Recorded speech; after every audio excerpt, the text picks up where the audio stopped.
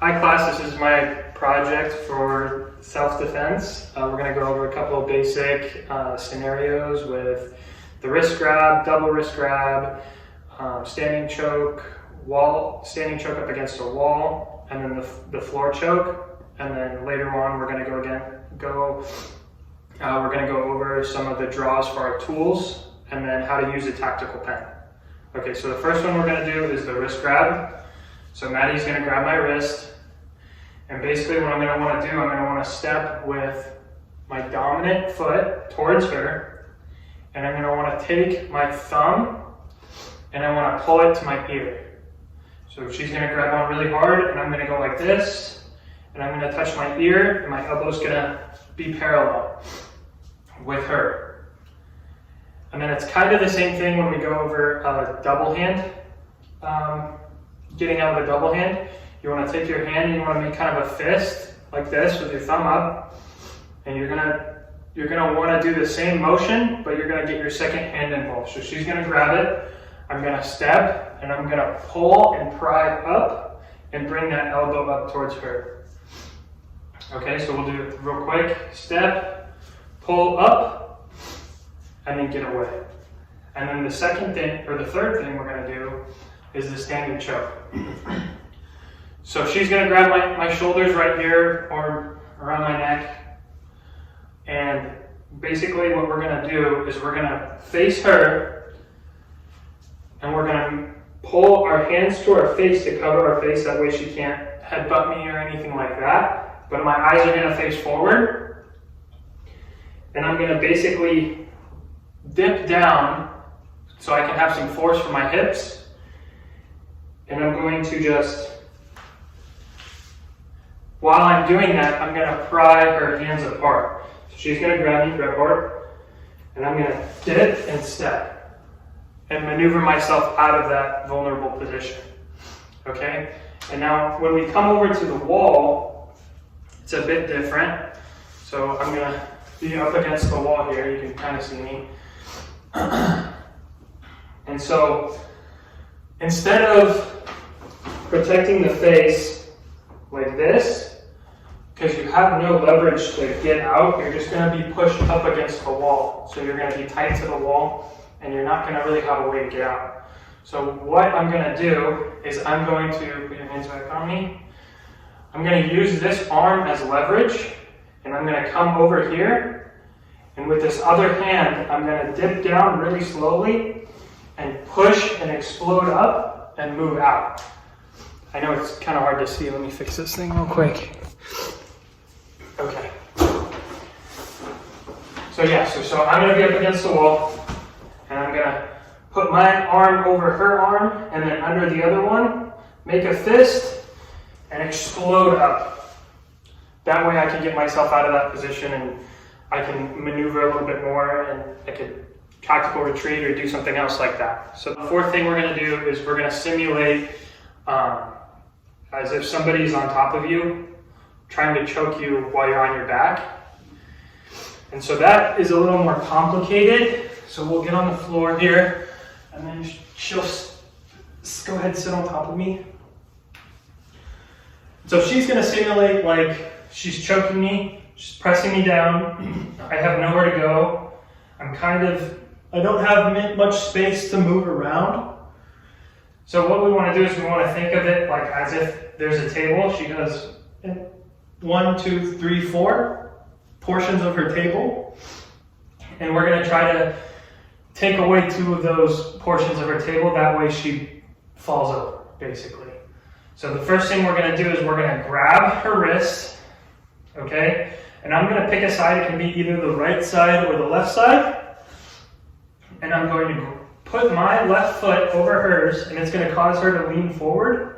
And I'm also going to pop my hips up, and then I'm going to throw this way. Yeah, we don't have a mat, so so we'll do that again. It's kind of hard to see my feet, but maybe I can scoot back. Okay. She's going to get back on top of me. She's pressing me down. I put my left foot over her right ankle, and I pop my hips up, and I roll, taking out those two portions of the table, and then from here, I can do some striking, or I can just use her legs to get off and get away, and just leave her there. Okay, class, we're gonna have a little change of scenery here. I'm gonna wrap this up, and I'm gonna talk about how to use a tactical pen, which I have one right here. You can check that out. And then we're also going to go over how to draw your tools. It could be a weapon like a gun, a taser, or even a pepper spray. For this scenario, I'm going to use a flashlight, just a basic little flashlight. I don't have pepper spray, so I'll use this as my draw. So we'll go over the pepper spray draw first. For this pepper spray draw, there's 4 different positions that take account for this draw and how to properly do it. That way it protects you from the attacker. He won't take it away from you. You don't overspray, and you don't hurt any civilians that are around you, and you can get him pretty much. So starting out, you have your first position, and your first position is just at your side. It hasn't been drawn yet. Your hand is on it. It could be in my pocket. My hand's on it, right? But so from the first position, you go to the second position, and this is where you feel your spidey senses, as the professor says, are tingling, and you feel something's going to happen. So you have it here. Your arm's at a 90-degree angle, and you can even spray from here if need be. And that's usually when the attacker is in your face and you don't have distance. You can't proceed to 3 or 4. You just skip right to number 4.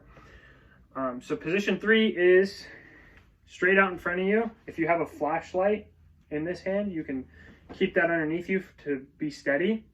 That way you can aim your spray at your attacker. And then obviously your 4th position would be to spray. So you can see the light going on. That'd be me pressing the spray button. Okay, now the second thing is the tactical pen. So tactical pen is, like I said before, it's just a pen. It's made out of metal though, so it's not gonna break on you if you're trying to use it as a knife, basically, or something to stab with. So I'll teach you how to attack with this as well as defend against this. So when you attack with this, you go in an X motion. You're going like this. There's 5 different points that you're going to aim for when you're attacking. And when you do attack, you want to do what's called, I call it a kick slide. Some people say kick push or something like that, or step slide. I call it a kick slide just because I played football, and that's how they taught me. So when your first aiming point is the neck, this right here. Your second aiming point is the other side, and you're creating an X, so it's a slash. So you're going to step, and then your 3rd and 4th aiming point is this side of the ribs.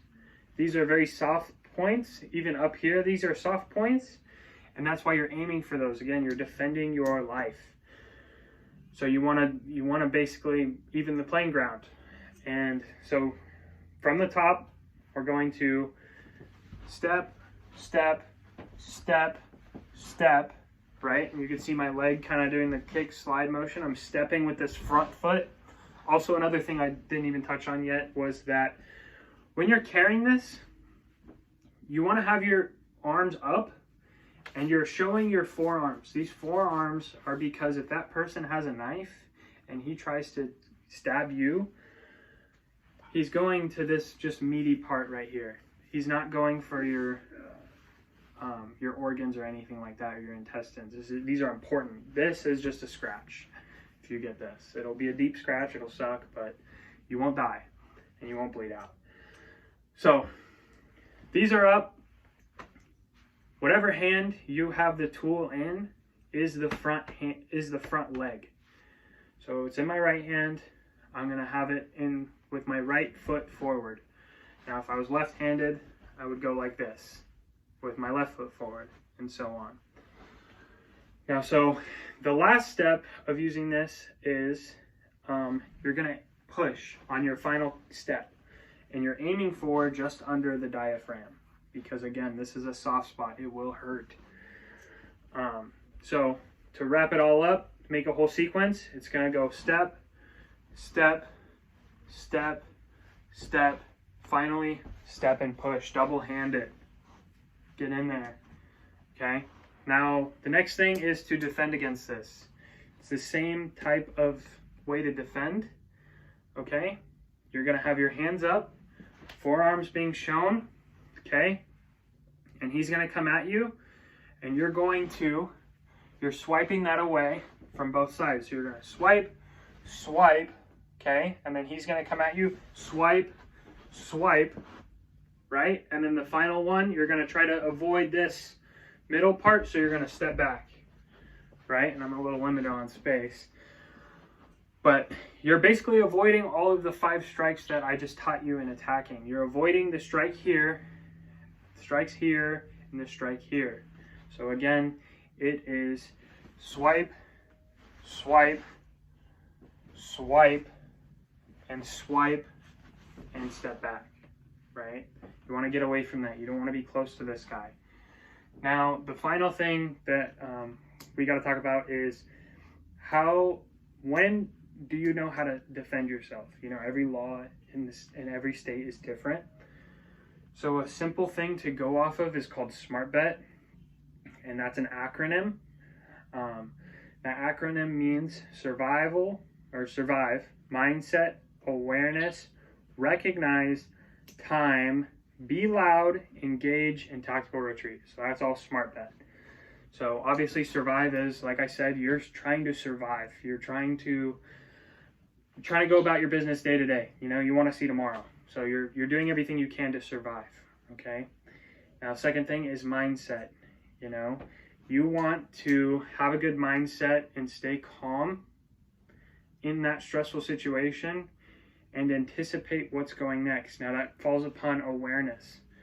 Your awareness is key. You need to know who's around you, what's around you, what makes this guy a threat, okay? And then that leads up to recognize, you know, this guy, what does he look like? You know, keep a calm, cool mindset, be aware of his actions, recognize what this guy looks like in case you need to articulate to a police officer in a police report.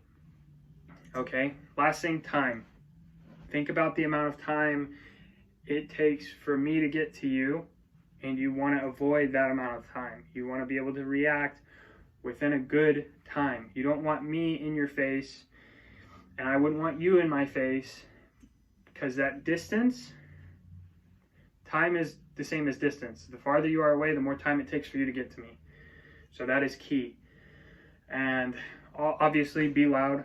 Be loud when this is going on. You want to alert as many people around you, okay? And then engage is obviously your last option.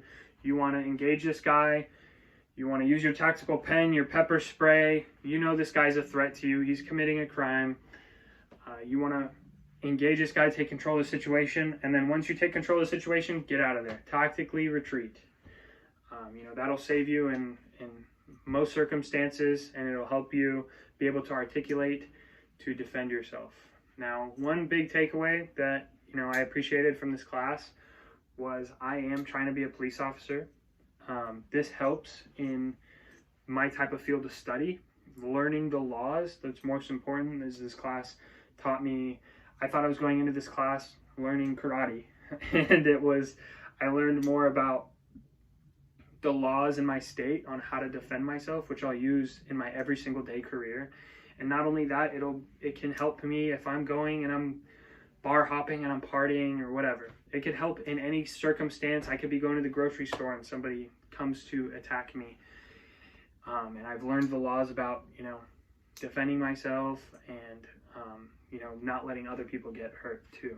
So I would really recommend this class to anybody I would recommend it to everybody. It's a full purpose class. Anybody, it's not common knowledge either. They help you get out of bad situations, and they help you survive. That most people don't have the knowledge to get out of these situations or survive.